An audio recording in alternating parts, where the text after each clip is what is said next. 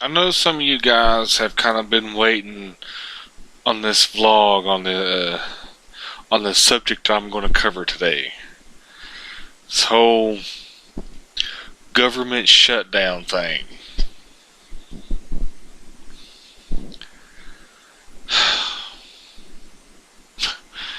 I honestly don't know what to say about it, to be straight up honest with you, because I know that no matter what happens, they're going to find a way to take over again.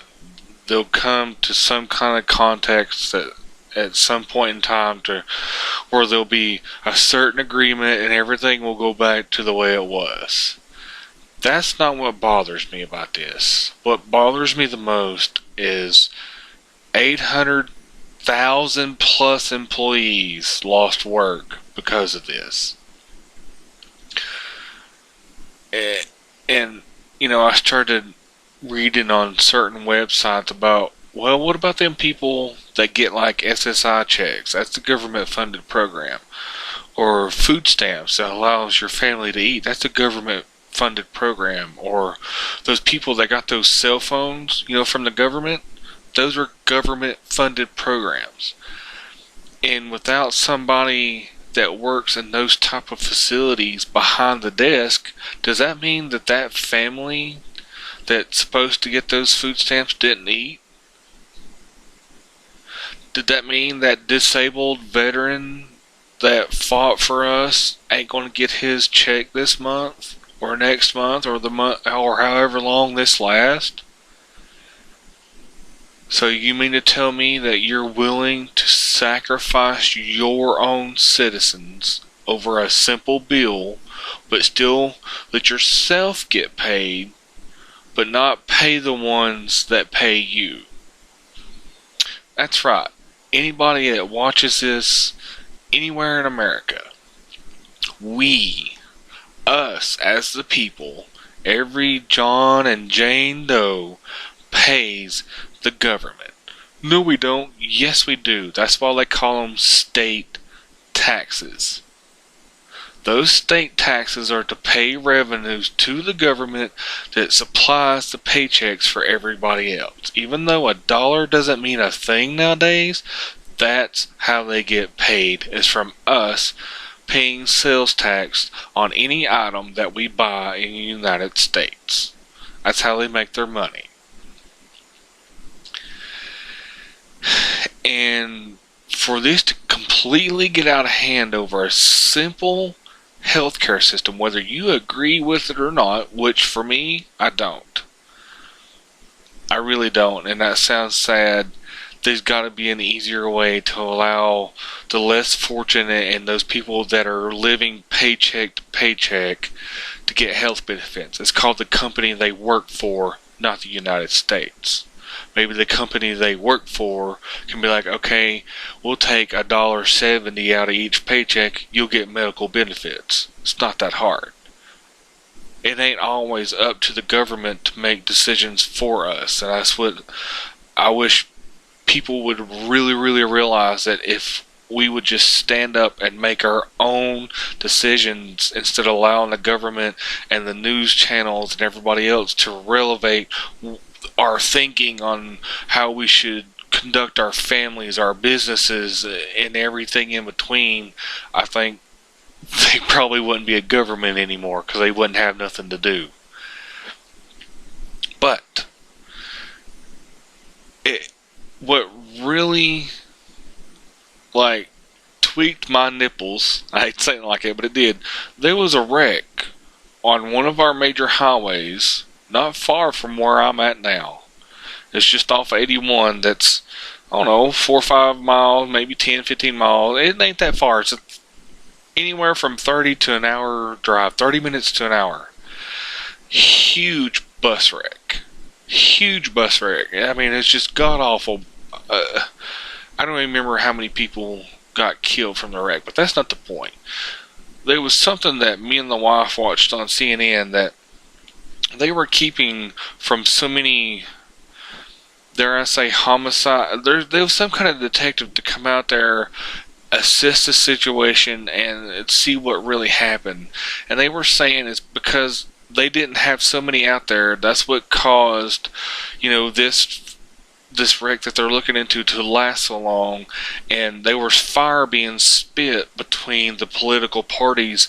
Oh, it's your fault. Oh, it's Obama's fault. Oh, it's the government's fault that there's not enough people out there to assess the situation and get it solved and pay the respects to the families and members that they lost.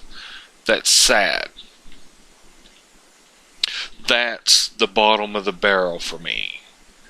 If you're not too good of a human, whether you're getting paid or not, to go out and supply this service to bring peace to a family, what the hell are you doing in America?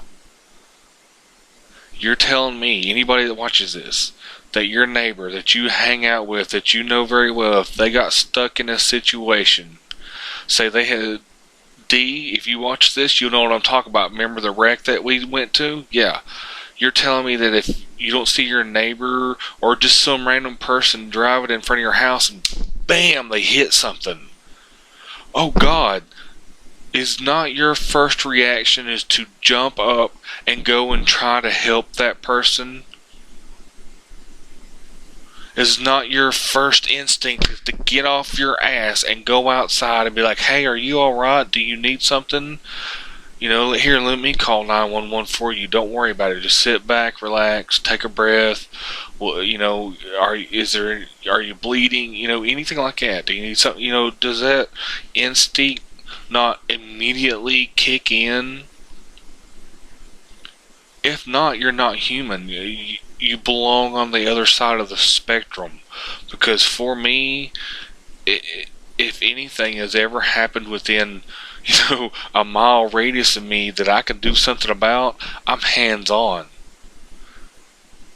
I'm out there in the middle of it. And what I meant by D, which is a really good friend of mine, he knows what I'm talking about. We were sitting in an apartment buildings that we lived at the time, and there was a wreck right out front. And I mean, it sounded god awful, it really did, but it wasn't that bad.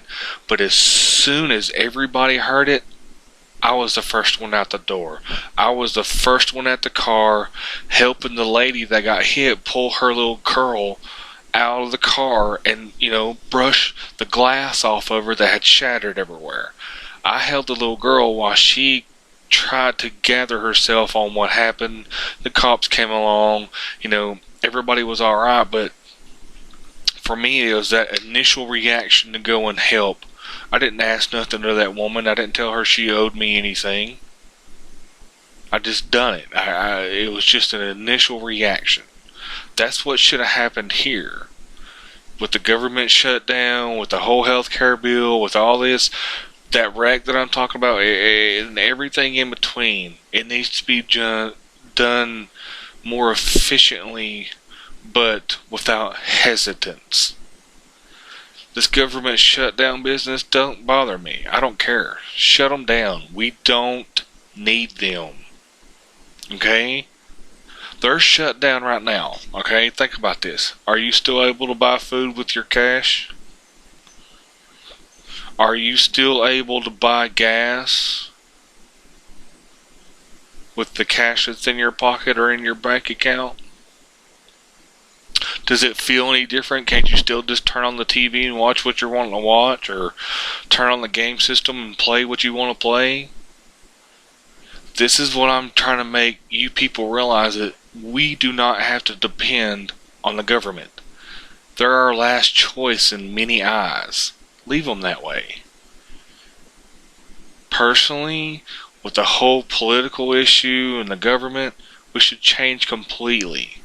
Completely remove the whole system we have and restart over.